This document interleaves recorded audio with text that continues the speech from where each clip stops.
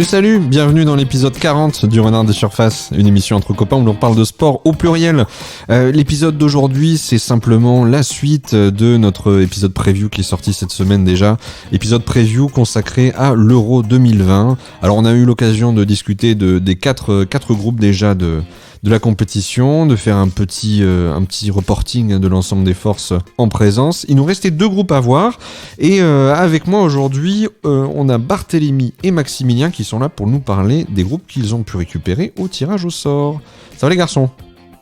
Ça va et toi ? Ça va, au top. Je vous vois en pleine forme, mais écoutez, dans ce cas-là, on va commencer direct, on va rentrer dans le vif du sujet. Barthélémy, je crois que c'est toi qui ouvre la marche avec un groupe un petit peu particulier, un groupe un petit peu qui subit l'actualité. Je vais te laisser nous en parler, c'est le groupe E.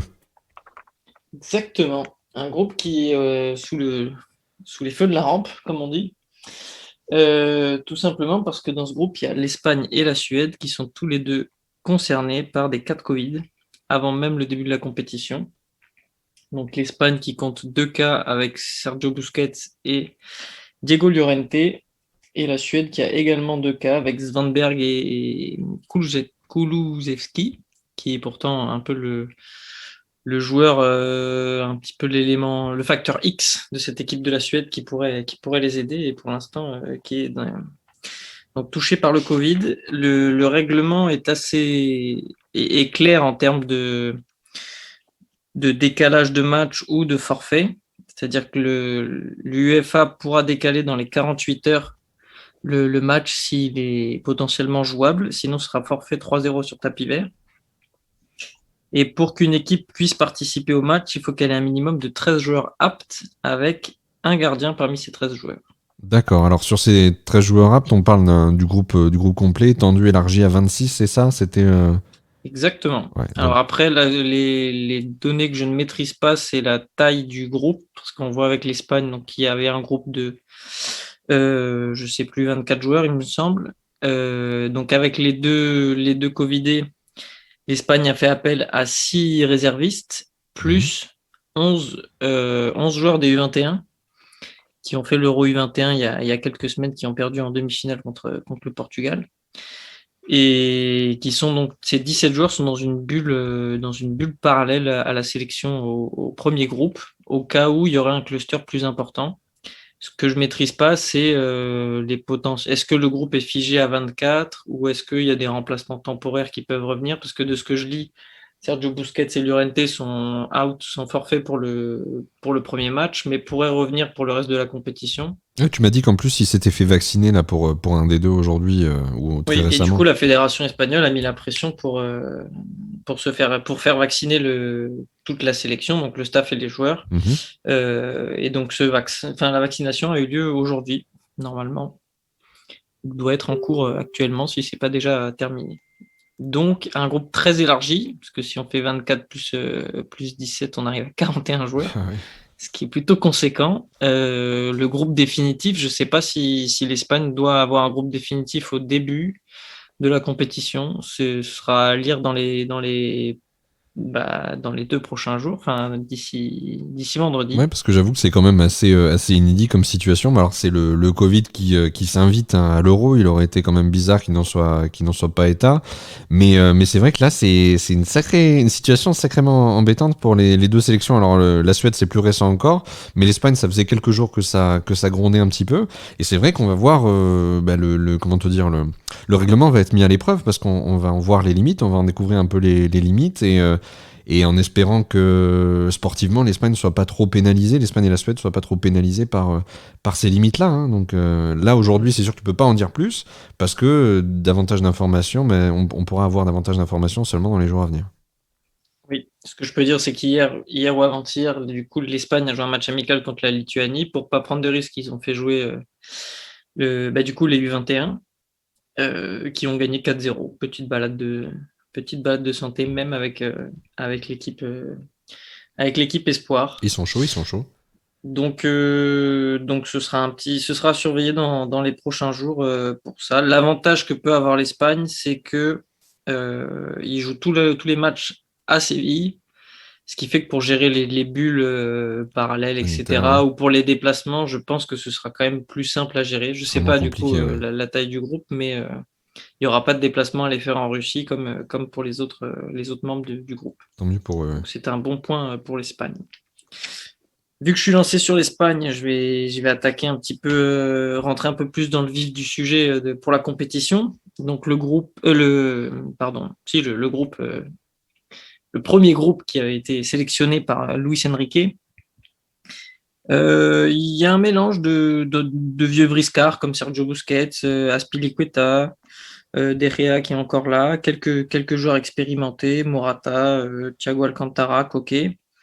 Et aussi pas mal de jeunes ou de nouveaux dans la sélection. On a Pau Torres, on a Aymeric Laporte, tout nouveau, tout espagnol, fraîchement naturalisé, tout récent, voilà, exactement, fraîchement naturalisé, exactement. Pedri, je ne sais pas si je l'ai déjà dit, mais la petite pépite du Barça de cette saison.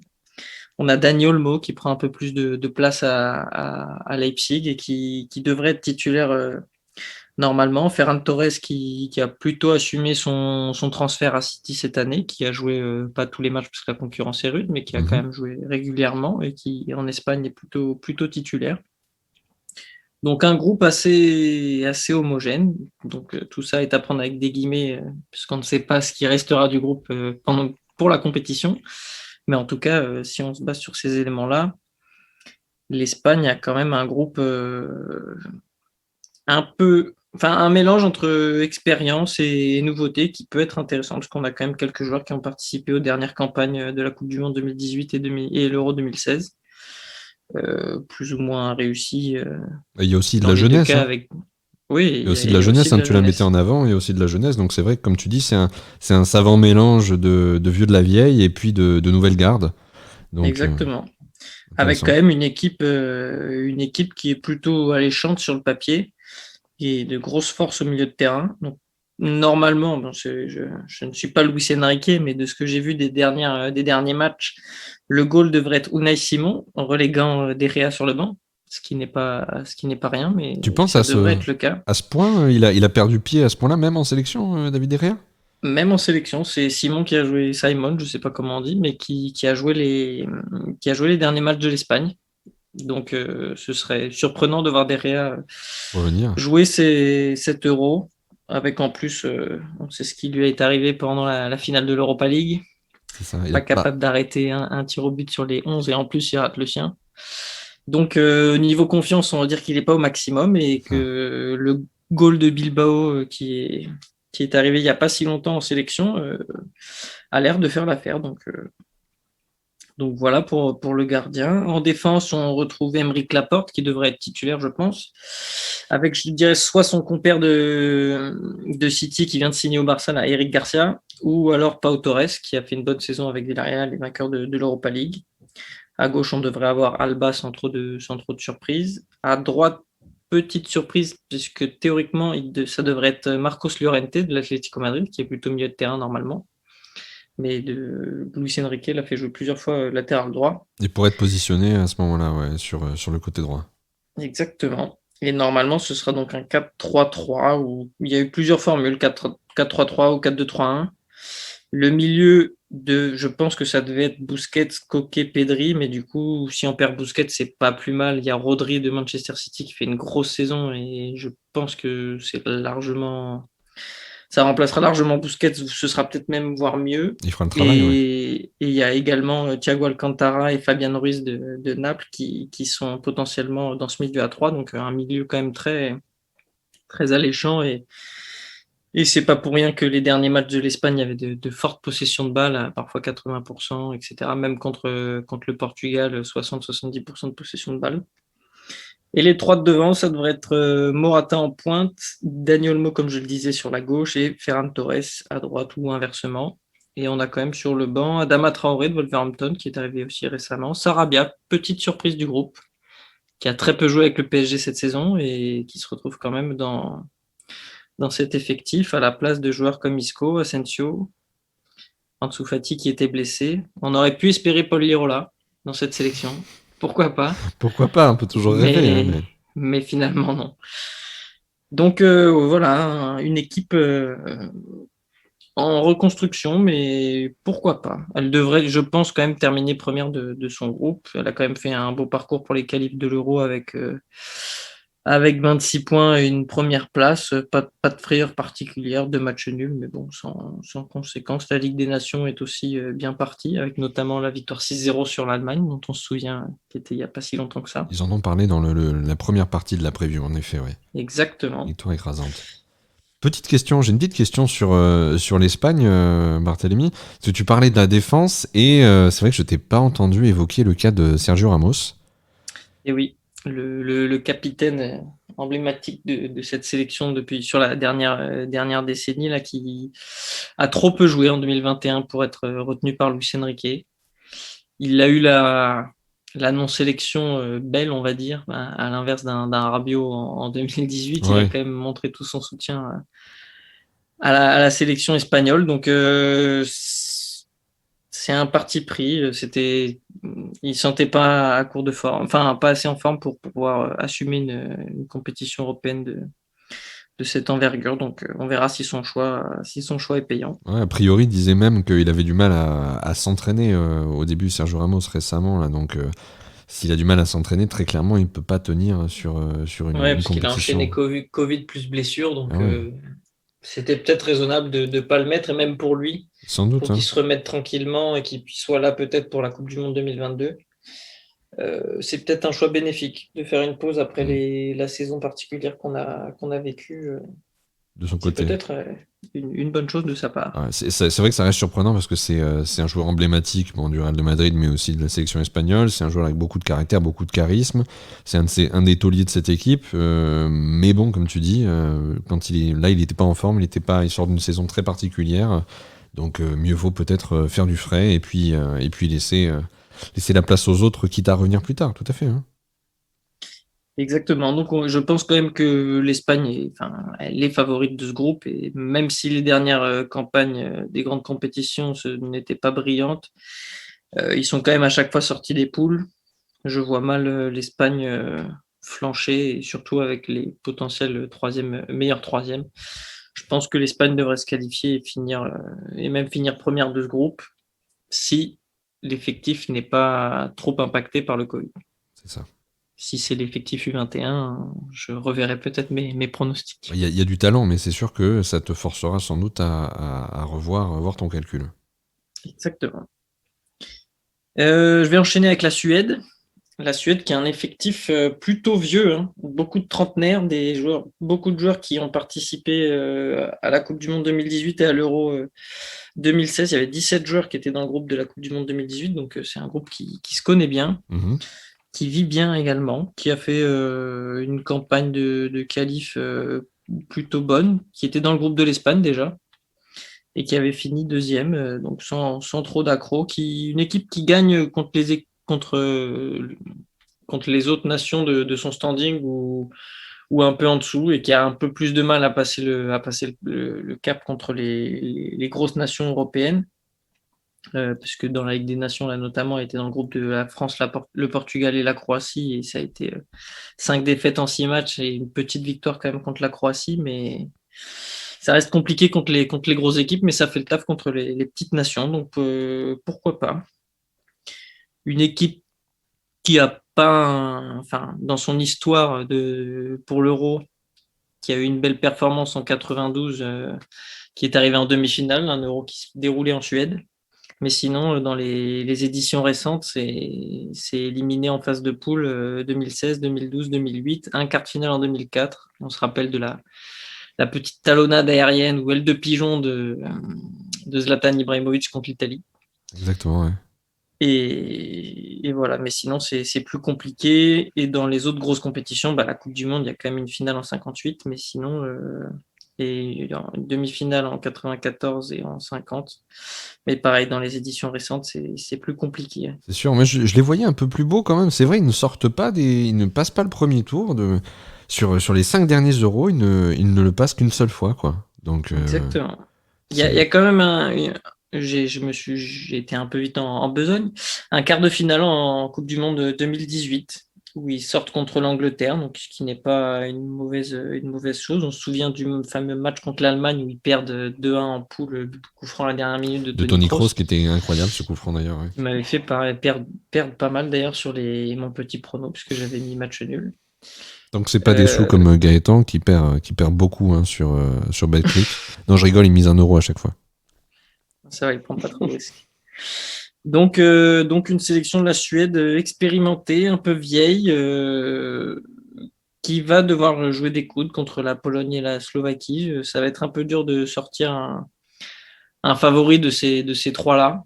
Tout est un peu jouable, surtout que avec le Covid, ça remet un peu tout en cause avec Kulusevski qui est quand même un peu la pépite de cette équipe qui du coup est atteint de la Covid-19 ou du Covid-19. Parce que celui-là, excuse-moi de t'interrompre, mais c'est vrai que je le connais pas suffisamment déjà. Il a signé à la Juventus cette saison, ouais. Et si je dis pas de bêtises, il venait de la Fiorentina, je crois. Enfin, en tout cas, il avait fait une bonne saison en Serie A l'année d'avant. Il a intégré la Juventus de Turin cette année. Il était à Parme, je vois, il était en prêt à Parme. À Parme, autant pour moi. Et du coup, un peu compliqué cette saison. Enfin, il n'a pas autant joué qu'un Chiesa ou d'autres sur les ailes de la Juve, mais avec une Juve aussi qui a eu un peu de mal cette saison avec Andrea Pirlo. Donc, ça reste un joueur avec beaucoup de potentiel et qui est encore très jeune puisqu'il n'a que 21 ans. Voilà. En attaque, on a un autre joueur de 21 ans qui est Isaac de la Real Sociedad, là, qui est un talent suédois et qui va devoir prendre la relève de Zlatan Ibrahimovic, qui avait fait son retour après 5 ans un peu comme notre Karim national, après 5 ans de non-sélection. Et là, à 39 ans, il faisait le comeback. C'était la belle histoire. Et ça aurait pu, je pense, changer un peu améliorer les chances de la Suède pour faire un bel Euro. Mais finalement, blessure en fin de saison qui le prive de ce retour un peu fou, de ce duel face à Lewandowski et peut-être une belle histoire pour la Suède. Donc ça va être plutôt normalement Marcus Berg de Krasnodar qui devrait être titulaire à sa place, avec Isaac ou Kayson devant. Dans les forces en présence, on a quand même Emil Forsberg, qu'on connaît bien, très bon sur coup de pied arrêté, qui arrive dans la fleur de l'âge à 28 ans, qui n'a pas fait sa meilleure saison, mais qui est plutôt bon. Dans le milieu, on retrouve 2 joueurs formés à Arsenal. C'est pas négligeable. Il faut le dire. Exactement. Olsson qui joue à Krasnodar. On a quand même quelques joueurs qui viennent de cette équipe, donc ça peut être pas mal pour l'entente. Et on a Sébastien Larsson qui est maintenant un petit peu âgé. 35 ans, je vois. Qui a 35 ans, exactement. Mais qui est toujours là et théoriquement capitaine de cette sélection. Et voilà, donc formé à Arsenal aussi. On l'a pas vu briller sous ses couleurs, mais il était présent. Je vois qu'il n'y a pas le copain de Levin Kurzawa, il n'y a pas John Guidetti. Il n'est pas sélectionné a priori. Il n'a pas été sélectionné. Il y a Kayson qui a été préféré et Larsson du Spartak. J'allais en parler. Exactement. De nos compères suédois qui nous avaient éliminés. Le gardien, ça va être un peu la roulette. J'ai l'impression que ça tourne un peu à tous les matchs. Les 3 ont 31 ans. Il n'y en a pas un qui brille beaucoup plus que l'autre. Il y a le deuxième ou troisième goal d'Everton qui est là, le goal de Copenhague ou d'un club en Turquie. Donc, moi, j'étais resté sur Andreas Isaksson, mais ça fait longtemps, je pense qu'il est plus dans le game. Ça fait longtemps, mais effectivement, c'était Isaksson, le dernier pour moi qui a brillé avec les gants suédois. C'est ça. Donc voilà, une défense pas spécialement on retrouve Lindelof, mais le reste on connaît pas trop. C'est plutôt des vieux joueurs avec des Cranquist, qui devraient pas être spécialement titulaires. Mais je t'ai dit, l'équipe est plutôt vieille, donc à mon avis, ça va être compliqué pour eux face à des Espagnols par exemple. Ils risquent de souffrir un peu de la vivacité de certains joueurs. Ils commencent par rencontrer l'Espagne d'ailleurs à Bilbao. À Séville normalement. Si merde. Excuse-moi. C'est ce que j'ai lu, mais peut-être que je me trompe aussi. Non, Normalement, l'Espagne joue un gros avantage, c'est qu'ils jouent leurs 3 matchs à Séville. Donc, déjà, en plus de jouer à domicile, il n'y a pas de déplacement. Ah, mais attends, Bilbao, c'était peut-être avant, mais Séville, ils ont aussi accueilli des matchs en Coupe d'Europe. Il me semble qu'en Ligue des Champions ou Mais en Europa League, il y a eu des matchs à Séville. Les Anglais venaient jouer à Séville, non? Il n'y a pas eu une histoire comme ça, non? c'est pas cette histoire que justement, Bilbao, ça a été modifié par Séville. C'est, c'est, C'est Maintenant, possible, hein. il y a plus qu'une ville en Espagne. Enfin, il y a toujours qu'une ville en Espagne. Je crois que c'est que Séville. Effectivement, c'était peut-être initialement à Bilbao et Je vais regarder. ça Non, a mais c'est changé. possible que ma programmation soit dépassée, hein. Je vais aller jeter un petit coup d'œil. Mais je t'en prie, Bart, continue, laisse-toi porter. Non, mais j'avais fini sur les Suédois qui ont leur chance dans ce groupe, qui n'est pas inaccessible. Ça va être un peu des matchs frissons entre la Slovaquie et la Pologne. L'Espagne, je pense, devrait finir largement devant. Mais derrière, Je dirais pas frisson quand même. Hein. C'est mais pas le si, terme si, que j'emploierais. parce que je vais embrayer sur l'équipe frisson de ce groupe, qui Dis-nous est la tout. Slovaquie. Alors là, Équipe frisson, pourquoi? Parce que déjà, c'est une nation très récente en termes de football, en tant que Slovaquie, puisque la Slovaquie est née en 93 suite à la scission avec la Tchécoslovaquie. Donc, si on regarde que le palmarès et l'histoire un peu de la Slovaquie, donc c'est une histoire assez récente, très peu de participation à des grandes compétitions, puisqu'il n'y a eu qu'un Euro, mais c'est le dernier, en 2016, et une Coupe du Monde en 2010. Pourquoi équipe frisson? Parce qu'à chaque fois, ils se sont qualifiés pour les huitièmes de finale. Donc pour leur seule participation, à chaque fois, ils ont réussi à sortir des poules. À l'Euro avec le Pays de Galles, l'Angleterre et la Russie, ce qui n'est pas rien, hein. En finissant troisième et en se qualifiant en tant que meilleur troisième, et une élimination contre l'Allemagne 3-0 en huitième de finale. Donc il n'y a pas à rougir pour cette sélection. Et en 2010, donc ça remonte un peu plus, mais ils avaient dans leur groupe la Nouvelle-Zélande, le Paraguay et l'Italie. Ils commencent par un match nul Nouvelle-Zélande. On se dit, bon, ça commence pas bien. Défaite contre le Paraguay 2-0. On se dit que tout est terminé pour eux, que face à l'Italie, championne du monde, c'est terminé. Et pourtant, victoire 3-2 contre l'Italie, but à la 89e pour le troisième but. Ils éliminent l'Italie et se qualifient. Donc c'est quand même, c'est pour ça que c'est une équipe frisson. Ils sont capables de tout. Et ensuite, ils perdent en huitième de finale 2-1 contre les Pays-Bas, qui est finaliste de cette Coupe du Monde. Donc Ah, mais un beau parcours. c'était le match où il marque le but à la dernière minute, là. Exactement. en 89e, ouais. Un espèce de 89e. lob de l'entrée de la surface, J'ai pas le but en tête, mais c'est probable. il me semble. Et si on revient un peu sur la Tchécoslovaquie, pour un peu d'histoire, qui était une équipe qui était plutôt intéressante footballistiquement parlant, puisqu'avec 2 finales de Coupe du Monde en 34 et en 62, bon, ça remonte un petit peu, mais quand même 2 finales perdues contre l'Italie et le Brésil de Pelé, Garrincha, Vava. Donc quand même un bon parcours. Et un peu plus récemment, à l'Euro 76, où ils arrivent à gagner cet Euro en éliminant les Pays-Bas de Johan Cruyff en prolongation en demi-finale et en gagnant au tir au but face à l'Allemagne de l'Ouest après un 2-2 suite aux prolongations. Et ce match restera un petit peu mythique Ah bah oui, bien sûr.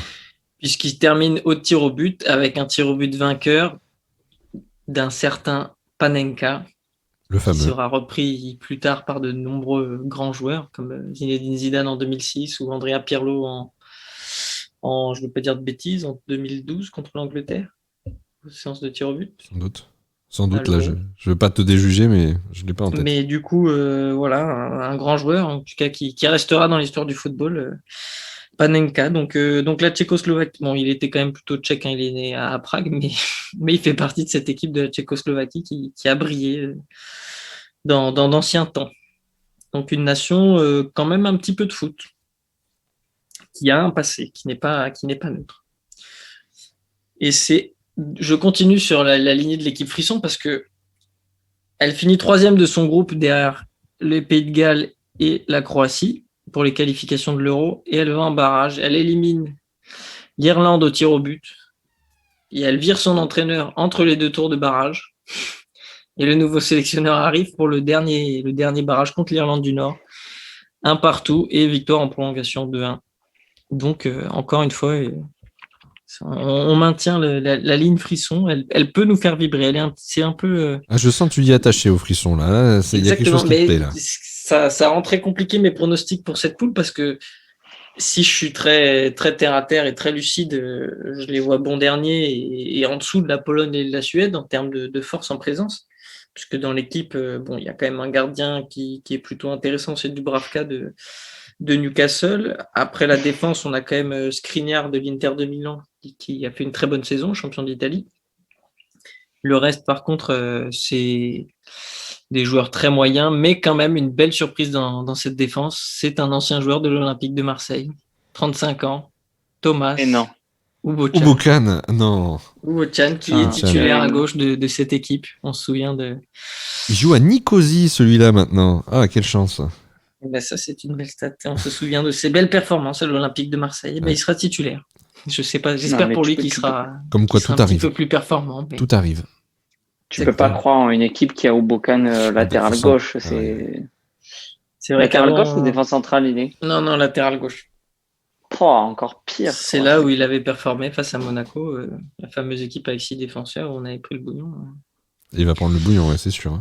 Donc voilà, Ubochan. Après un milieu de terrain quand même intéressant avec Lobotka qui est à Naples cette saison, qui a pas trop joué, mais qui a apparemment bien joué au Celta Vigo la saison d'avant. Pour t'interrompre 2 secondes, c'est vrai que quand on regarde l'effectif, ou en tout cas peut-être le 11 au départ, à part quelques noms un peu claquants comme Skriniar, ou Marek Hamšík ou peut-être Duda, moi c'est vrai que même Ubochan maintenant que tu l'annonces, c'est vrai que j'en connais pas des masses, je les connais pas tous les Slovaques. Hein. Pour tout te dire, Lobotka je connaissais pas, mais j'ai cherché, j'ai eu des sources qui m'ont T'as bien fait le taf. Qui m'ont renseigné et qui disaient que c'était un milieu de terrain plutôt technique, assez intéressant, qui avait fait une bonne saison au Celta Vigo et qui là à Naples avait un peu moins assuré, moins de temps de jeu, mais qui a 26 ans et qui devrait pouvoir encore progresser, donc qui devrait être intéressant dans ce milieu de terrain.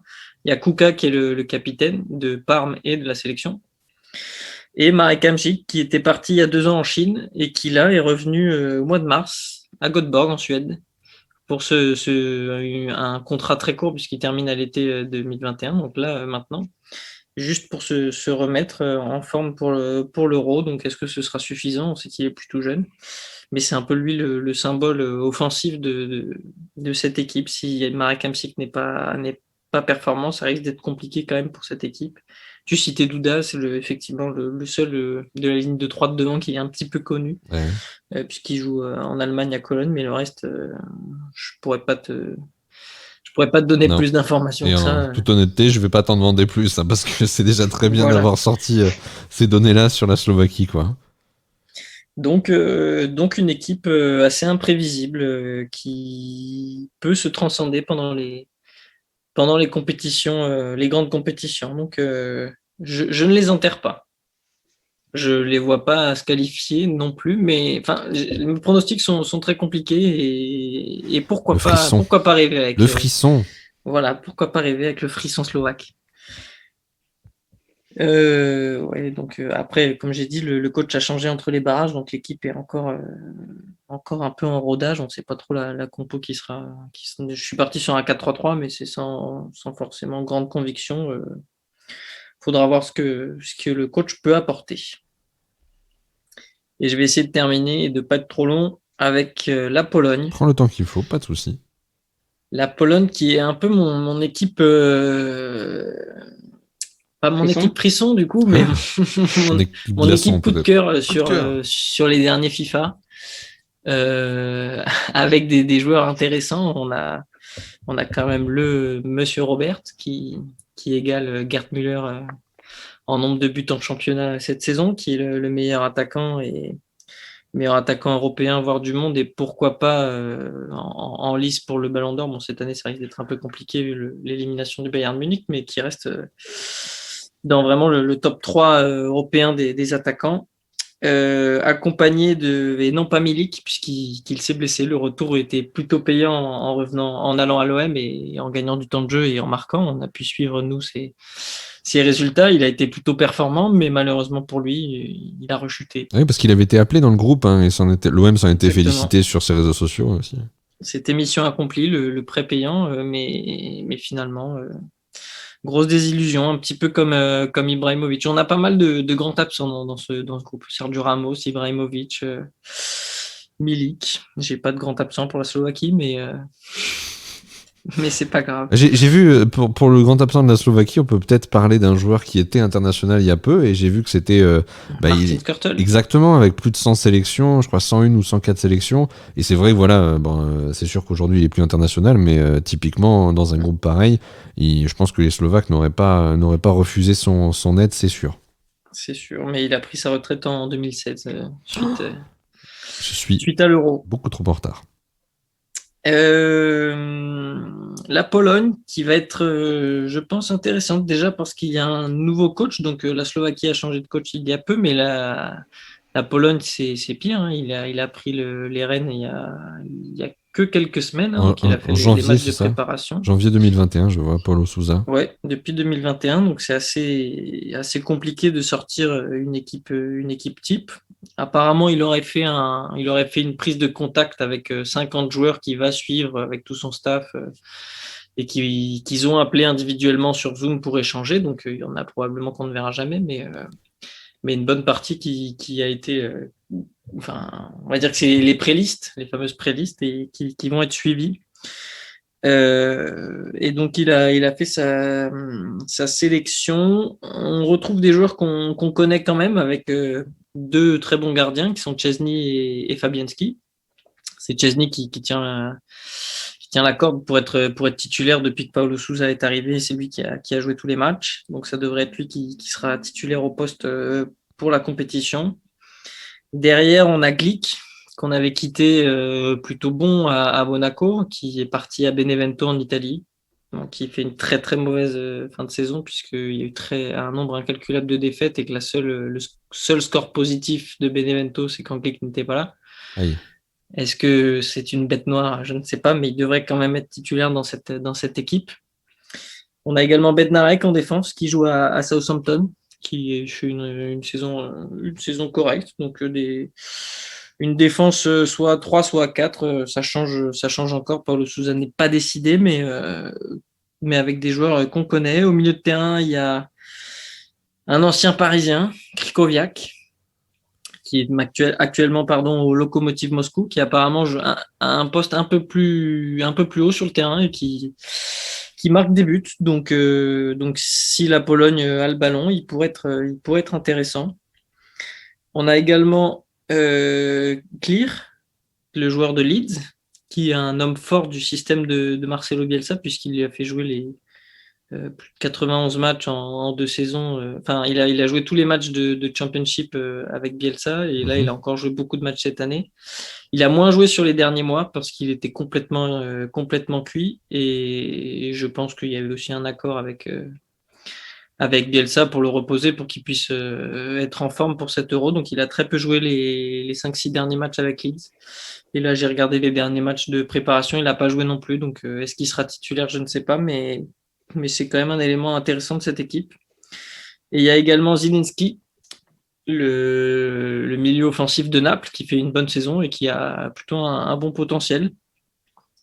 Et pour accompagner Lewandowski sur le front de l'attaque, on a Christophe Piatek, qui avait fait de très bonnes saisons. En Serie A, je crois. Ouais, il a fait trembler les filets en Serie A. Il avait signé au Milan AC, il avait assumé le transfert, et là, ça se déroule un petit peu moins bien, il joue un peu moins, mais Hertha Berlin, je crois. Mais ça reste un joueur qui peut être très intéressant. Donc, théoriquement, on devrait quand même jouer à 2 attaquants avec Lewandowski et Piatek, du coup, je suppose.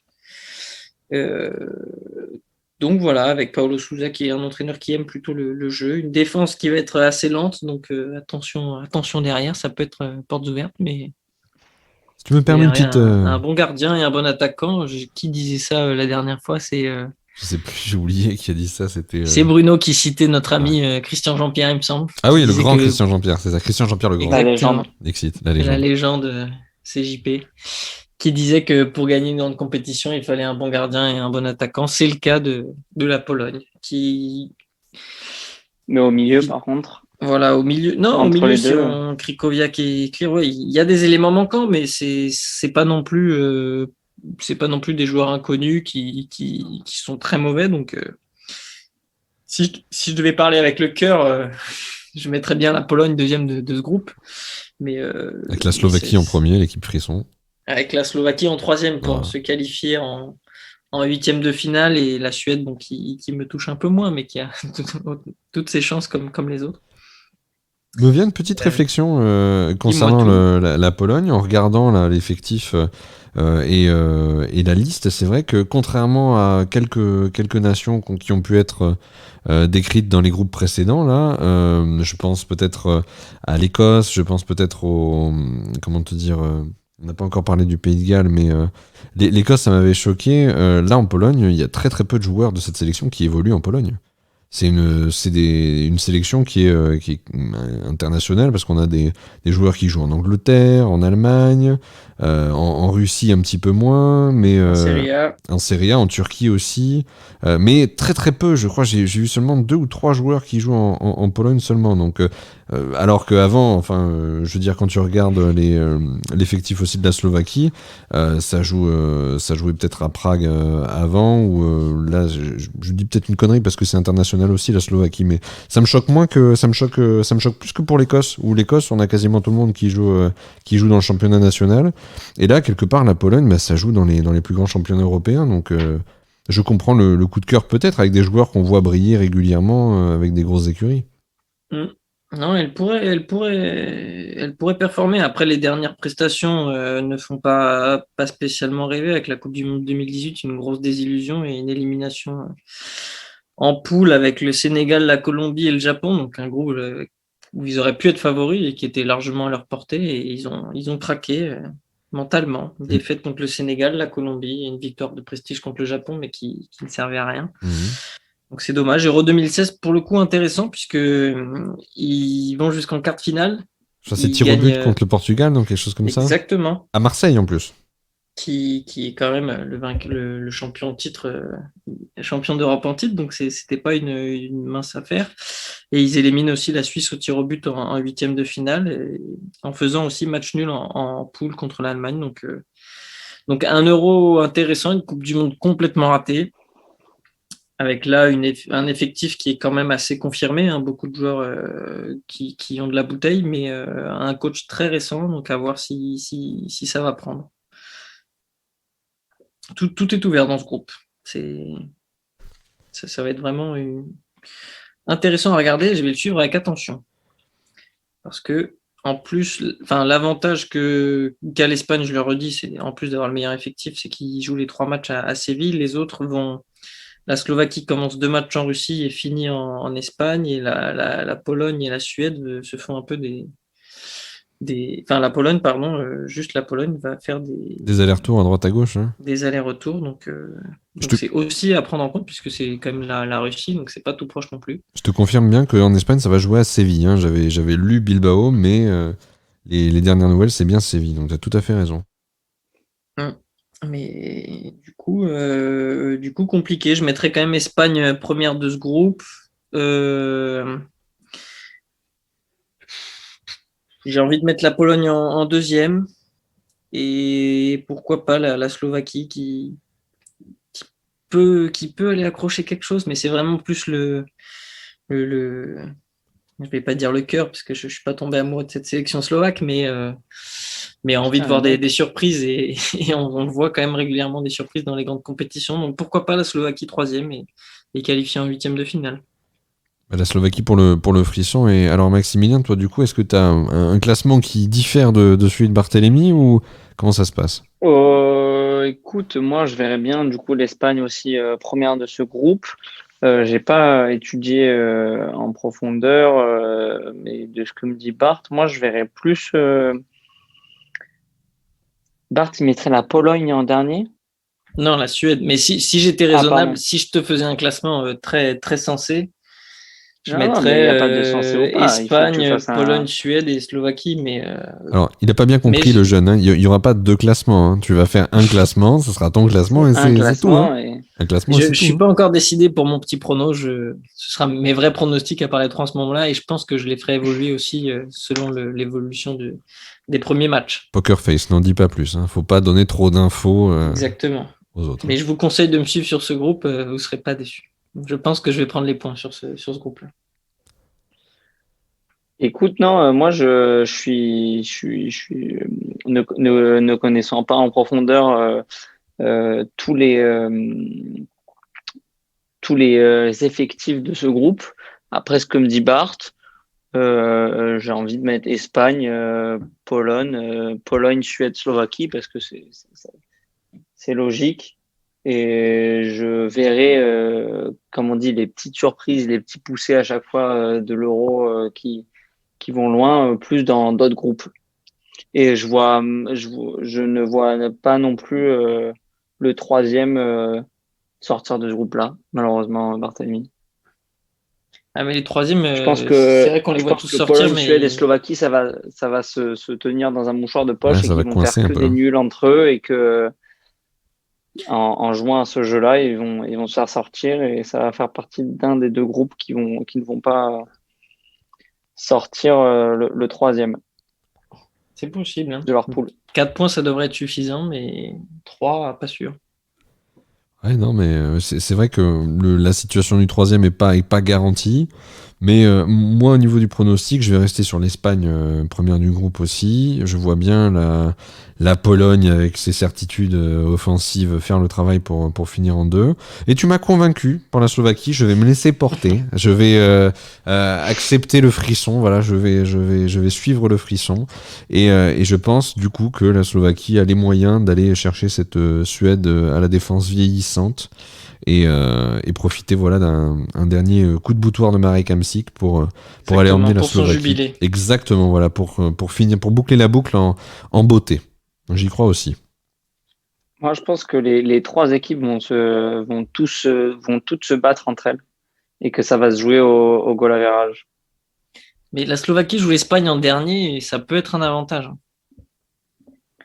Ouais, l'Espagne, je les vois bien surperformer, faire 2 victoires, un nul ou 3 victoires. Mais Ouais, c'est vrai, le Suède-Pologne va être décisif. Hein. Ouais. oh là là, le match frisson.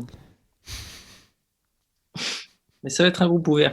Rien n'est joué. C'est ce qui est beau dans ce groupe.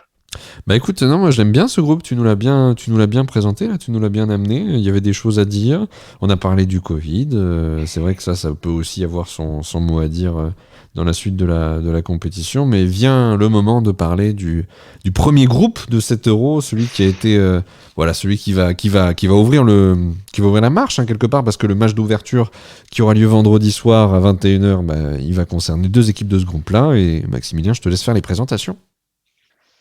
Alors, pour le groupe A, et qui est pour moi le deuxième groupe de la mort, hein, complètement. Ah ouais, carrément. Car ouais, je mets les pieds dans le plat. On y trouve l'Italie, les Pays de Galles, la Suisse et la Turquie. Donc, 4 équipes sur le papier qui peuvent ne pas faire peur, surtout sur les dernières grandes compétitions. Mais justement, ça va être une force pour chaque équipe car finalement, elles sont toutes outsiders. Et arriver en outsider dans des grandes compétitions, on ne peut que faire mieux. Donc, pour moi, ça, c'est un grand point. On va commencer pas par l'Italie, on va garder la plus grande équipe par la fin, et on va commencer par le Pays de Galles. Alors, le Pays de Galles qui est dans une situation un peu atypique, car leur sélectionneur Ryan Giggs n'a plus le droit de sélectionner pendant au moins, il me semble, un an, parce que il est, j'ai pas le terme, En procès. voilà, des avocats, mais il est en procès avec son ex-femme en procédure de divorce, et donc il ne peut plus sélectionner Je sais pas si ça se dit, mais on va dire. Il peut plus exercer ses Du coup, fonctions c'est parce son qu'il adjoint. il est concerné par une Exactement. Il est en procédure de procédure divorce. de divorce. Alors Et ça, du coup, voilà. Mais c'est quand même parce que La c'est pour justice. violence conjugale. Hein. Ah C'est pas que procédure ah de divorce. ah, je me disais, dis-moi, c'est compliqué Ça, faut pas la le vie dire. maritale au Pays de Non. Galles, mais Parce qu'il y a des gens qui divorcent dans le foot, je pense qu'il y en a beaucoup. Mais t'as pas tout dit, Max. Hein. C'est pas le gros du sujet. Moi, je reste sur l'aspect sportif. Non, non, bien sûr. Voilà. Il a des bonnes raisons de se faire exclure de ça. Enfin, on verra bien. Du coup, c'est le sélectionneur Robert Page qui prend la suite et ça a un énorme impact car l'équipe jouait en 3-4-3 sous Ryan Giggs et depuis que Robert Page a pris la page de l'équipe, jeu de mots. il joue en 4-4-2. Et du coup, ça change complètement l'animation offensive et défensive de l'équipe. Donc, on va faire une petite revue d'effectifs avec au poste de gardien de but Wayne Hennessy ou Danny Ward, le deuxième gardien de Leicester, qui vont être sûrement dans les buts. On a le jeune Ampadu, Ethan Ampadu, qui était à Chelsea, il me semble, et qui est maintenant à Sheffield. Neco Williams, qui s'est pris un rouge contre l'équipe de France, qui joue à Liverpool. Rodon de Tottenham. On a Chris Guttner de Charlton, qui a 99 sélections Ça me fait peur, j'ai cru que t'allais dire qu'il a pour lui. 99 ans. Hein, Non, 99 sélections. Ben Davis, qui est le moteur de cette défense qui joue à Tottenham.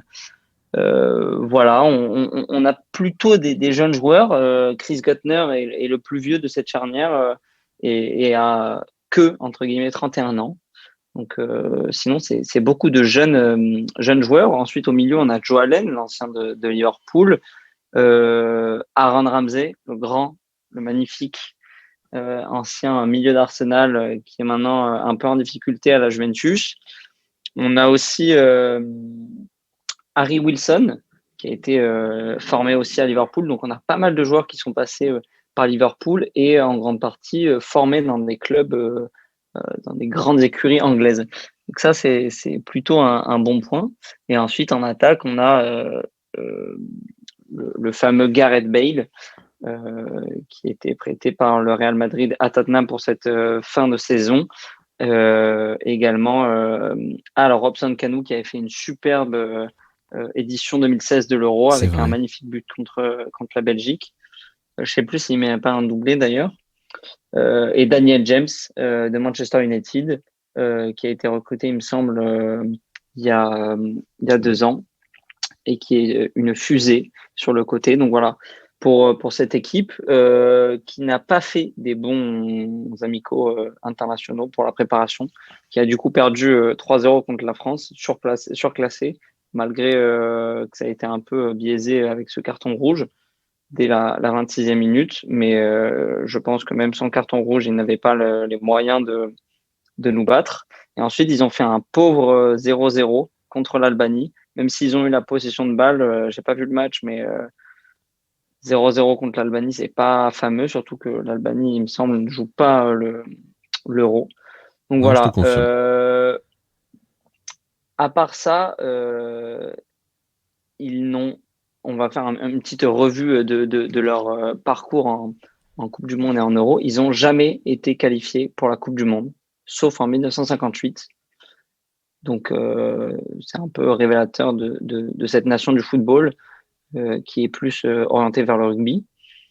Et c'est presque pareil aussi pour l'Euro. Ils ont été pas qualifiés sur toutes les compétitions à partir de 1981, sauf en 2016 où ils ont fait la demi-finale. C'était un peu l'équipe surprise. Ils nous ont fait vibrer. Personnellement, j'ai adoré voir cette équipe jouer en 2016. Mais malheureusement, avec ce qui leur arrive en ce moment avec le sélectionneur, Gareth Bale, Aaron Ramsey, qui ont tous les deux vieilli, et les nouveaux joueurs qui vont apporter de la fraîcheur, mais pas assez, je pense. Je les vois mal performer dans cet Euro. Ah ouais, non, mais Voilà. je rebondis là-dessus. Je vois en effet, depuis 1964, il n'était pas parvenu à se qualifier pour l'Euro, quoi. Donc c'est vrai que je Ah, regarde. c'est assez terrible. Moi, je vois qu'ils ont fait des tours préliminaires jusqu'en 64 à 72. Ils ont Ah fait oui, un quart en 76. des tours Mais préliminaires, d'accord. effectivement, Ok. ouais, mais c'est très peu, quoi. C'est Ouais, mais très même pauvre voilà, pour cette même si tu équipe. t'arrêtes en 72, c'est vrai que ça fait loin, quoi. Et puis demi-finaliste surprise, ils se font éliminer par qui? Par les Portugais, non? Et oui. Du coup, logiquement, si c'est pas nous Au qui les tir au avons but, je éliminés, crois. c'est les Portugais, ouais. Logiquement, ouais. Et d'ailleurs, ouais, c'était une belle équipe quand même en 2016. Franchement, ils avaient une belle équipe, Ouais. mais comme j'ai dit, ils avaient un Gareth Bale qui était à la Son fin prime. de son apogée, mais qui l'était toujours. Et Aaron Ramsey qui était aussi hyper performant à Arsenal et en sélection. Et voilà, franchement, je les vois pas aller très loin. Même Joe Allen à l'époque était déjà un peu plus jeune et là il a 31 ans, il en avait 28 du coup à l'époque, mais bon, je les vois pas performer dans cette Euro malheureusement. On va passer ensuite à la Suisse. La Suisse qui peut être une belle surprise. Euh, la Suisse qui a fait deux matchs amicaux plutôt bons, avec une grosse victoire sur le Liechtenstein, bon, qui est anecdotique comme équipe, mais qui gagne quand même 7-0, et une victoire contre les États-Unis 2-1. Les États-Unis qui commencent à avoir un bon vivier de joueurs, donc c'est à noter. Bien sûr, le capitaine de cette équipe, c'est Granit Xhaka, Arsenal. Grand joueur, malgré un penalty raté en 2016. On se souvient de la Suisse en 2016 contre la France, avec 5 maillots déchirés Ah oui, Ah oui. ouais. lors de la rencontre. Ils n'ont L'équipementier, pas je pense, a changé eu une très très de... mauvaise pub ce jour-là, hein. Exactement. Et ben, ils n'ont pas changé d'équipementier, ils sont toujours chez Puma, mais effectivement, c'était une mauvaise pub. On va faire une petite revue d'effectifs avec un très bon gardien, Jan Sommer, qui joue au Borussia Mönchengladbach, Manuel Akanji aussi de Dortmund, Benito de Bordeaux, on a Lotomba de Nice, Fabien Schär de Newcastle, donc on a, et bien sûr Ricardo Rodriguez du Torino qui a joué au Milan AC. Donc on a des joueurs plutôt bons derrière, plutôt expérimentés. Le plus jeune a 23 ans. Euh, et ils ne sont pas vieux non plus. Fabien Schär, le plus vieux de cette défense centrale, qui a 29 ans. Donc c'est vraiment des joueurs qui sont dans la force de l'âge. Au milieu, on a du coup Granit Xhaka, Ruben Vargas d'Augsbourg, Steven Zuber de Francfort, Zakaria de Mönchengladbach. Voilà, on n'a pas de gros noms au milieu de terrain, mais on sait que la lutte est compliquée dans ces compétitions et que je pense que c'est surtout le cœur qui va jouer. Donc, écoutez, on va leur faire confiance sur ce milieu de terrain qui n'est pas alléchant, mais qui va sûrement poser des problèmes. Ouais, il nous réservera peut-être des Et surprises, hein. ensuite, ouais, exactement. Et en attaque, on a le bon vieux Xherdan Shaqiri qui peut nous sortir un retourné acrobatique derrière les fagots. J'allais te dire le bon mais Ah, vieux Xherdan Shaqiri parce qu'il commence à fatiguer là peut-être. Non, 29 il ans seulement. commence à fatiguer, 29 ans 29 seulement. ans, Il est plus tu jeune que vois. moi. Et finalement, il y a Karma. pas de vieux briscard dans cette équipe, à part Sommer qui a 32 ans. Personne n'a plus de 30 ans. Et c'est à noter. Je pense que c'est plutôt intéressant pour déjà le collectif de cette équipe. Et du coup, ouais, ils ont Shaqiri, Bril Mbolo, la fusée de De Mönchengladbach, Mönchengladbach, ouais. exactement, et Seferovic du Benfica Lisbonne. Si je me trompe pas, Seferovic, c'est un attaquant un peu de pivot qui a marqué 22 buts cette saison, donc vraiment un gros joueur. Faut faire attention à cette équipe suisse qui peut être une des surprises de chaque Euro, surtout qu'ils sont très, très constants, sauf en Euro, mais lors des Coupes du Monde, ils sortent très souvent des huitièmes de finale, de leur poule, pardon. 3 des 4 dernières éditions de la Coupe du Monde, ils sortent en huitièmes de finale. Donc, c'est quand même à noter. On sait que c'est une équipe difficile à battre. À l'Euro, du coup, ils étaient sortis en huitième. Par contre, c'est la seule fois de leur histoire en Euro où ils sont sortis de leur groupe. Ils n'ont pas eu un très bon palmarès au niveau du championnat d'Europe. Mais pourquoi pas faire la petite surprise cette année. Ils évoluent du coup en 3-4-1-2 avec, comme je vous ai dit, Sommer, Schär, sûrement Akanji et Elvedi. Chaka Zakaria en poste de numéro 6. Rodriguez sur le côté avec Widmer, très sûrement, qui joue à balle. Et devant, Shaqiri Embolo Seferovic, qui me semble être une attaque de feu plutôt complémentaire avec 2 joueurs qui vont très vite et un joueur de pivot. Voilà. Ils sont 13e au classement FIFA, ce qui prouve leur constance. Je ne vais pas m'attarder trop sur cette équipe, mais franchement, ils ont. Moi, je trouve ça plus sexy que le Pays de Galles déjà, hein, par rapport à la présentation que tu nous en as C'est fait. clairement plus sexy. Ouais, il y a plus de fondamentaux, quoi, tu vois. Ils peuvent s'appuyer vraiment sur, à tous les niveaux, des satisfactions et de la certitude aussi. Exactement. Ils ont au moins un ou deux bons joueurs à chaque ligne. Le seul bémol, c'est qu'ils vont jouer le Pays de Galles à Bakou, ils vont aller jouer l'Italie à Rome, et ensuite ils retournent jouer à Bakou en Turquie. Donc c'est le seul point faible que je vais trouver à cette équipe suisse. On passe du temps dans l'avion, quoi. Exactement. Et j'ai un peu peur pour ça. On verra bien ce qu'ils vont faire. Ensuite, on va passer, sauf si vous avez des remarques à faire, à la Turquie. Barthélémy, pas d'objection. Non, une équipe, comme tu as dit, hein, on se souvient des belles performances qu'ils ont pu faire en Coupe du Monde et un bel effectif, mais pour moi, je les vois en dessous. À mon avis, tu as fait dans l'ordre un petit peu croissant des effectifs et je les vois terminer 3e.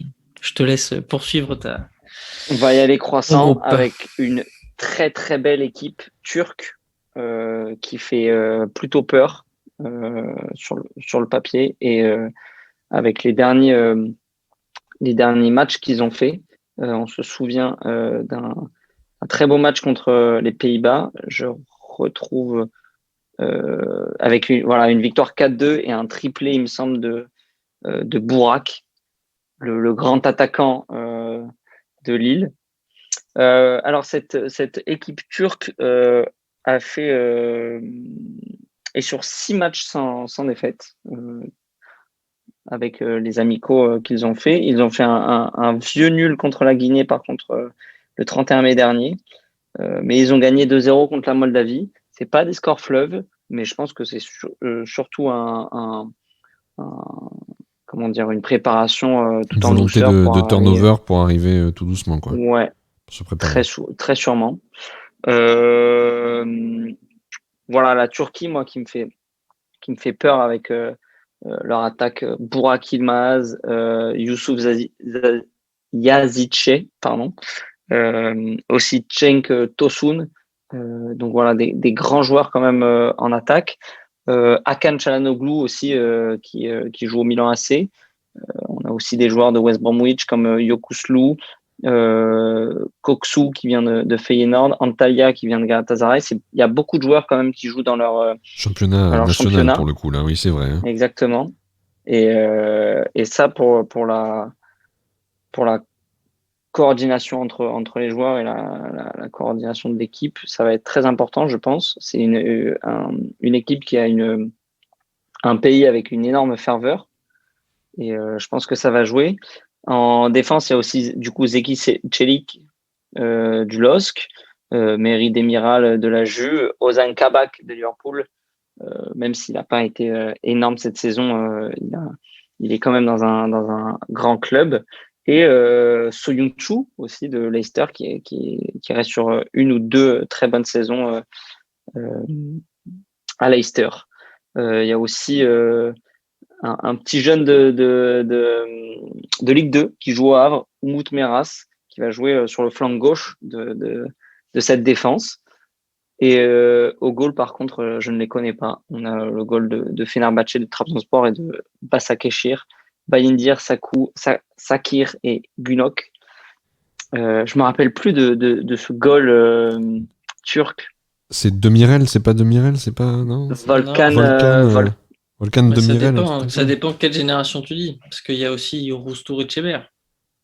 Non, bah moi je connais pas. Avec qui se mettait les traits là comme ça sur les joues. Ouais, il avait d'ailleurs battu la Corée du Sud en petite finale de Coupe du Monde, Roustou Etcheber. On voit, j'ai une photo sous les yeux, où on le voit avec les petits autocollants noirs foncés sous les yeux pour la réverbération des spots du stade, ouais, en effet. Très connu. Voilà, je vous avais dit, ils font peur. En plus de ça, voilà, en Coupe du Monde, vous avez bien fait de le souligner, ils ont joué que 2 Coupes du Monde, en 54, donc anecdotique, et en 2002 où ils finissent 3e. Donc c'est vraiment tout ou rien cette équipe. À l'Euro, ils ont fait une demi-finale en 2008. Ils ont été sortis au premier tour en 2016. À part ça, ils ont fait un quart en 2000. Mais voilà, c'est vraiment tout ou rien pour cette équipe et je pense que ça va être tout pour cet Euro. Eux, ils vont jouer en 4-2-3-1 du coup, avec le grand Burak en attaque. Et moi, je vous dis que ce Burak, qui a 35 ans, va être une des coqueluches de cet Euro 2020-2021. En tout cas, il arrive en pleine bourre Voilà, avec un titre de champion de France. C'est sûr que... Exactement. Moi, je vous dis que cette Turquie va faire beaucoup de bruit. Et effectivement, cette Turquie, elle peut battre n'importe qui, quoi. Moi, je les aime bien ces Turcs parce qu'en effet, il y a beaucoup de caractère. Tu l'as dit toi-même, c'est un sport qui est vachement populaire, qui est hyper populaire en Turquie. Il y a énormément d'engouement autour des clubs d'Istanbul et autour des autres clubs du championnat national. C'est sûr qu'ils nous ont tapé récemment dans les matchs de qualification, je crois 2-0. Effectivement. Ils ont fait match nul contre nous 2 partout et ils ont gagné 2-0. En arrachant un match nul 2-2, on avait l'impression d'avoir perdu le match tellement ils avaient bien joué. Et du coup, c'est vrai que moi, je les trouve quand même impressionnants. Alors, c'est sûr que tu en parleras tout à l'heure, il y a une autre équipe qui est en pleine bourre en ce moment et qui est dans ce groupe et qui va arriver avec beaucoup de certitude. Mais je trouve que les Turcs, c'est quand même du solide. Et moi, je me rappelle il me semble que c'était l'Euro 2008 où ils vont en demi-finale contre l'Allemagne. Il me semble que c'est contre l'Allemagne, je me trompe peut-être. Il me semble aussi, je vais te dire ça. Qu'est-ce que tu dis? Qu'est-ce que tu dis? Contre l'Allemagne, ils perdent 3-2. C'est soit l'Allemagne, soit l'Espagne. C'était un des matchs les plus chauds que j'ai adoré regarder. En plus, on parlait de géopolitique dans le premier preview entre certains pays. La Turquie et l'Allemagne, il y avait quelque chose de très très fort. Un peu à l'image de ce qu'il peut y avoir entre la France et les pays du Maghreb sur l'historique et sur les flux migratoires. Et c'est vrai que la Turquie, pour moi, c'était vraiment l'explosivité des supporters. C'était une attaque aussi, une équipe qui donnait beaucoup vers l'avant. On retrouve ces valeurs dans ce 11-là, dans les joueurs que tu as cités. Donc franchement, je m'attends, j'ai vraiment hâte d'être au match d'ouverture parce qu'il va y avoir 2 écuries vraiment prêtes à tout envoyer et sans spoiler les autres, je trouve que les Turcs ils en ont sous la pédale. Donc je m'attends je pense que ça va être un du très gros bon spectacle. match, ouais. Ça va être du gros spectacle. Et tu parles de cette demi-finale de 2008. Effectivement, ils perdent 3-2, ils égalisent à la 86e et Philippe Lam met le but de la victoire à la 90e minute. Donc ils ont vraiment cru à la prolongation, mais ils ont vraiment failli chercher les Allemands, quoi. Voilà. Je pense que après, sur les. Du coup, Barthélémy, tu ne parleras pas. Non, chaque fois, j'essaye. Mais ce que je veux dire, c'est que je pense que la Turquie a vraiment une carte à jouer dans cet Euro et peut faire son petit chemin et aller loin. Je sais pas bien après les enchaînements entre premier, deuxième, etc. pour la suite du tableau, mais je vais y venir. Mais la Turquie, pour moi, a une pièce à jouer. Surtout que depuis 2008, comme je vous ai dit, ils ont rien, même depuis 2008, pardon, ils ont rien prouvé. Coupe du Monde 2010, pas qualifié, 2012, pas qualifié, 2014, pas qualifié, 2016, premier tour, 2018, pas qualifié. Ils vont venir avec une hargne. C'est une équipe combative. Franchement, ça va être très, très dur de jouer contre cette équipe. Surtout que, comme je vous ai dit, ils ont vraiment des gros joueurs à chaque poste. Que ça soit en attaque, au milieu avec Çalhanoğlu, qui a fait une très bonne saison au Milan. Derrière, ça va être très, très physique avec Soyuncu. Franchement, voilà. Moi, Grosse écurie, c'est turc. je vais m'arrêter de parler des Turcs parce que sinon je suis capable de dire beaucoup, beaucoup de bien et de prendre beaucoup trop de temps. Mais j'ai juste un dernier truc à dire, c'est que si pour toi, Bart, c'était l'équipe frisson, la Slovaquie, pour moi la Turquie c'est l'équipe blizzard, quoi. C'est-à-dire que ça va vraiment envoyer du lourd. Et je suis pas en train de te dire que je vais les choisir comme mon favori pour mon petit prono, parce que là la cote doit être énorme. Mais pour moi, c'est vraiment l'équipe Blizzard, quoi. C'est frisson plus plus. Hein.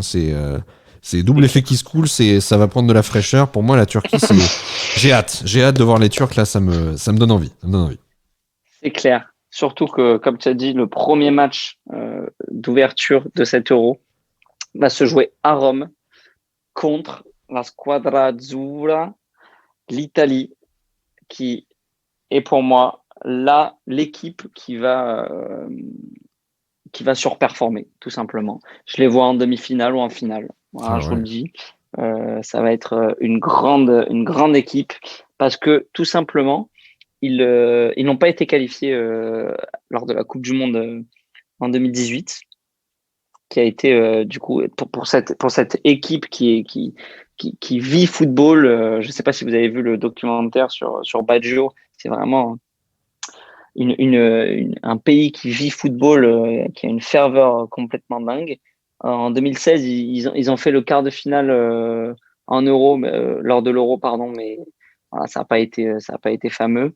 En 2010-2014, on se souvient tous de leur Coupe du Monde complètement ratée. Ils doivent se racheter. En 2012, bien évidemment, ils vont en finale de l'Euro contre l'Espagne, avec un Balotelli en folie, avec un doublé en demi-finale. Moi, je me rappelle de cette demi-finale il enlève son maillot, il bande les muscles comme ça là. Je sais plus si c'était quart ou demi. Je vais te dire ça. Pour moi, c'est contre l'Allemagne et c'est iconique. Contre l'Allemagne, mais il me semble qu'il joue l'Angleterre. Il claque un but en plus. C'est iconique. Il claque un but genre bien à l'extérieur de la surface. Et il se retourne vers le milieu de terrain. Pour moi, ce match, il est iconique. Ce moment, il est. Mais il gagne au tir au but, c'est pas ce match-là. Pas ce match-là. Oh putain, arrête, depuis tout à l'heure, je me fonce là. Non, si, c'est contre l'Allemagne. Oui, il gagne au péno contre l'Angleterre où Pirlo met une panenka. Ouais, c'est ça. Il gagne en quart contre l'Angleterre et il gagne en demi contre contre l'Allemagne, pardon. Donc, on va faire une petite revue d'effectifs. Là, cette fois, je vais tous les dire parce que voilà, ils sont tous connus, même si les joueurs connus, les joueurs pas connus ont une carte à jouer. Et on sait tous que c'est une visibilité complètement folle les championnats européens. Alors, on va commencer avec les gardiens: Donnarumma, Meret, Sirigu, Milan, Naples, Torino. Comment ne pas mieux représenter son pays que par ses gardiens? Bonucci, Chiellini, Florenzi, Acerbi, Emerson, Bastoni, Di Lorenzo, Spinazzola, Toloi, Cristante, que des joueurs, à part Florenzi et Emerson, qui jouent en Italie. Et ça va faire la différence, je pense. C'est presque que des joueurs qui jouent dans le championnat italien. Au milieu, on a Barella, Jorginho, Locatelli, Pellegrini, Verratti, Pessina. Que des gros joueurs, que des joueurs à gros potentiel. Qui sont tous entre 23 et 29 ans. Le plus vieux étant Jorginho, qui vient de gagner une Ligue des Champions avec Chelsea. Joueur de l'ombre, mais que je trouve très fort, qui marque tous les pénaltys qu'il tire, sauf contre Arsenal. J'arrête avec cette comparaison avec Arsenal tout le temps. Et en attaque, on a Berardi, Immobile, Insigne, Federico Chiesa, Moiskin, malheureusement, qui n'a pas pu être retenu, Pelotti, Caputo, Bernardeschi, Politano, Je crois que j'ai pas oublié de joueur. Raspadori, le jeune attaquant de Sassuolo, qui a fait une grosse saison avec le club de Maxime Lopez et de Jérémy Boga. Voilà, pour moi, la Squadra Azzurra va aller en demi-finale. Ils sont dans la meilleure position possible parce que, comme je l'ai dit, ils ont raté leur dernière participation à des compétitions internationales. Ils doivent se racheter, mais personne ne les attend. Donc c'est maintenant. Là, on commence à les attendre un petit peu. Là, on les voit sortir du bois un peu. On commence à les attendre, mais dans le sens où s'ils ne sortent pas de leur groupe, finalement, tout le monde va dire c'est comme d'habitude et on va pas s'y attarder. Ouais. Voilà. Alors que si, par exemple, la France ou l'Allemagne ne sortent pas de leur groupe, là, ça va faire un tonnerre. Voilà, un tonnerre. Et surtout qu'il y a Roberto Mancini à la tête de cette Squadra Azzurra qui a remis du sang neuf dans cette équipe et qui, je pense, est un très bon tacticien pour amener cette équipe au sommet de l'Europe. Moi, elle me fait très peur, cette équipe. Je pense que ça va être une équipe très difficile à jouer.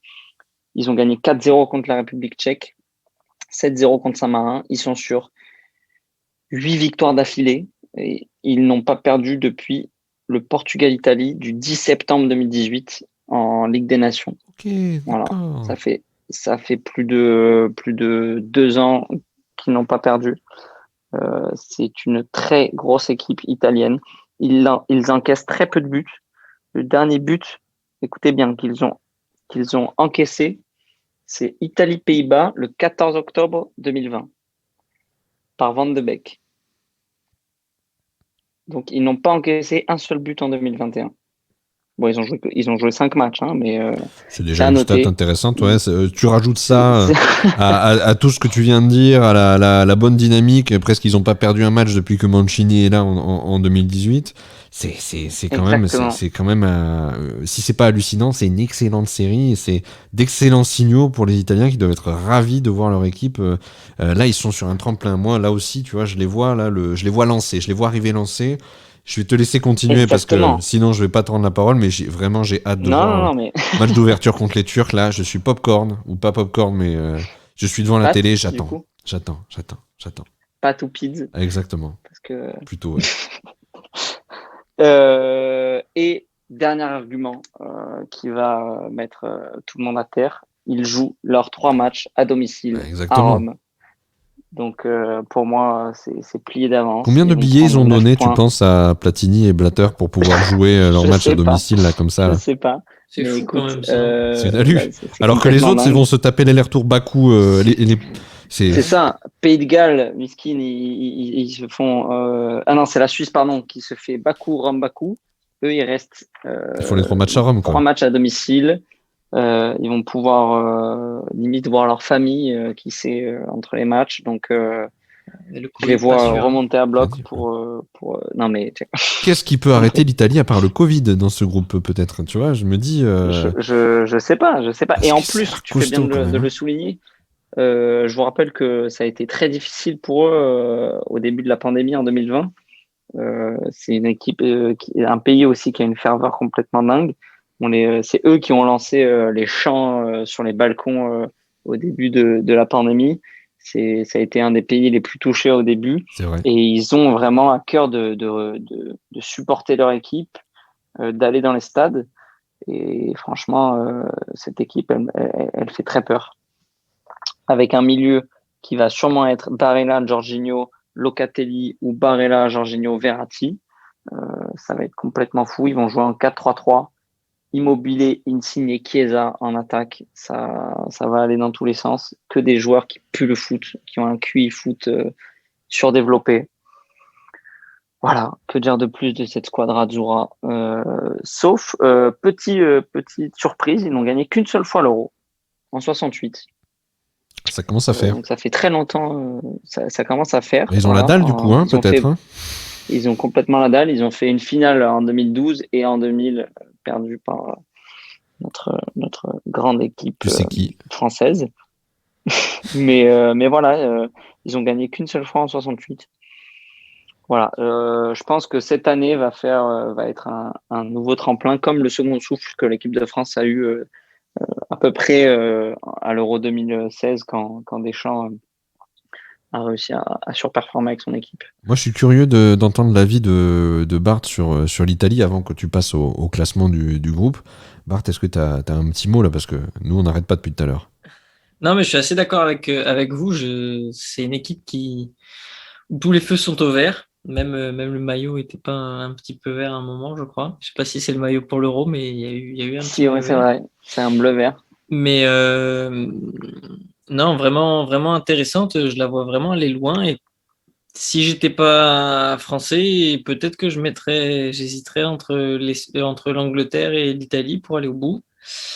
Je pense que je mettrais quand même la France au final parce que un petit côté chauvin, mais l'Italie elle est très intéressante. Est-ce que je viens de me faire la réflexion? On peut comparer un peu par rapport aux belles équipes des années de 2000 à 2010. L'équipe est quand même avec moins de stars, mais plein de bons joueurs. On n'a plus des Totti, des Del Piero, des Pirlo, des Gattuso, des mecs qui jouent dans les meilleurs clubs européens et qui étaient parmi les meilleurs joueurs du monde. Mais c'est tous des bons joueurs, comme a dit Max. Bon, c'est une constante un peu pour la squadra Azzurra, je pense, mais d'avoir beaucoup de joueurs qui jouent dans le même championnat. Et même s'ils sont pas dans les, enfin, on n'en entend pas spécialement parler pour les transferts au Barça, au Real, au Bayern de Munich. C'est quand même des joueurs confirmés et aussi il y a aussi des jeunes joueurs. Donc, c'est pas l'équipe de 2006, par exemple, mais elle fait envie et je la vois aller loin. Et si je dis pas de bêtises, on peut avoir une finale France-Italie. Oh, dis pas ça. Oh, quel kiff. Oh, Parce dis pas ça. que je crois que si je calcule bien, on peut pas si on finit tous les deux premiers du groupe, autant pour moi. Parce que ça va pas être si facile que ça pour nous. Mais si les deux finissent premiers, il me semble qu'ils peuvent pas se croiser plus tôt. J'entends déjà Bruno Cholus, le policier, qui va arriver nous dire attendez, on se voit trop beau, arrêtez tout, tu nous vois déjà en finale contre l'Italie, calmez-vous, gagnons les matchs, battons l'Allemagne, battons le Portugal.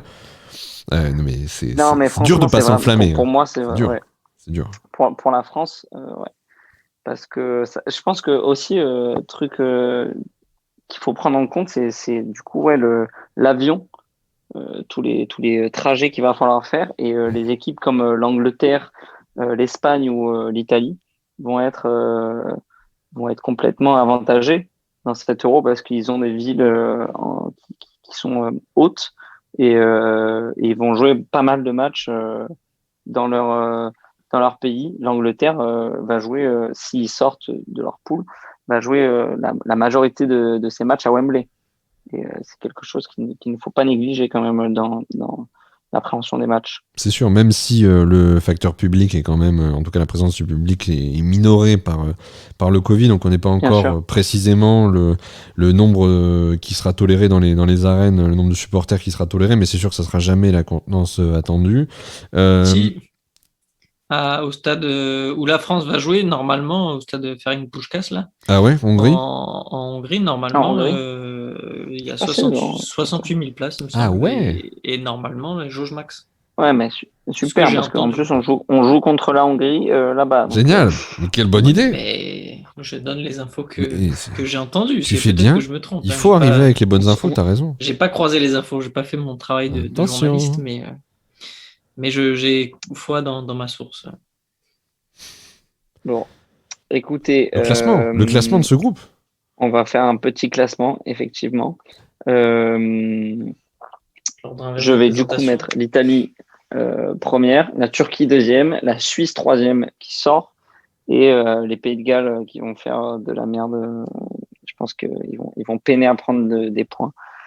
Grande dernière de cet euro, Tout pareil, exactement de pareil. cette ce groupe. Je change pas une ligne, j'ai dit la même. Italie pour moi devant, la Turquie qui suit de très près, la Suisse qui fait quand même troisième parce que voilà, ils vont rouler sur. En tout cas, ils ont un niveau qui est supérieur au Pays de Galles et le Pays de Galles qui va essuyer les plâtres. Voilà, pour moi c'est ça. Pareil. Pardon, je vous ai dit de la merde. On peut les croiser en demi France-Italie. Quelque part. Mais bon, ça peut être une belle demi. Hein. Allez. Pour paraphraser l'entraîneur de Djokovic, on préfère jouer Nadal en demi-finale à Roland-Garros, et ben on préfère jouer les Italiens en demi-finale plutôt qu'en finale, tu sais quoi, hein. Ouais, c'est Allez, ça. hein. Et surtout qu'on va pas finir premier et on va les croiser en finale. De toute façon, pour aller au bout, Voilà. pas trop de choix. Hein. C'est clair. Faut battre tout le C'est monde. ça. Faudra battre tout le monde. Bah écoutez, encore une fois, merci à tous les deux parce que je trouve qu'on a fait une superbe clôture. On a très bien clôturé cette petite preview, cette petite préparation de l'Euro 2020 qui du coup va démarrer dans 2 jours sur nos télés. Donc vraiment merci pour la présentation de ces 2 groupes. J'attends un feu d'artifice, une orgie offensive sur Italie-Turquie en match d'ouverture. Et espérons que l'Espagne et la Suède de leur côté ne seront pas trop affectés par le contexte Covid et pourront aligner des effectifs qui correspondront quand même à leur valeur, qu'elles soient pas trop diminuées. Mais en tout cas, les gars, merci beaucoup pour votre travail, votre préparation, vos arguments bien sentis et ces petites analyses qui font le sel du Renard des Surfaces pour ce 40e épisode. Merci à tous les deux. Waouh. Et C'est le 40 bis. on va fêter. Non, Bravo, c'est le 40e, bravo. c'est le 40e. On va fêter ça, on fêtera ça quand on fera les 100, je pense que je fêterai ça, faut que je trouve une façon de faire. Mais en tout cas, merci En parce physique. que en physique complètement, bah là de toute façon si on est tous vaccinés au bout d'un moment, ça sera quand même plus facilement faisable. En tout cas, merci. Vous, comme je vous l'ai dit dans les préparations, parce qu'on s'en est parlé un petit peu, vous êtes le renard des surfaces, parce que c'est sympa de pouvoir parler, mais parler tout seul, ça mène à rien. S'appuyer sur des bons arguments, sur des bons débatteurs, ça fait partie du jeu. Et je remercie aussi l'équipe qui a fait la première partie la semaine dernière, c'était vraiment super. Je vous dis à très bientôt et bon Euro sur le renard des surfaces. Merci, merci beaucoup, beaucoup. Olivier. Ciao les gars. Bon euro. Toujours un plaisir.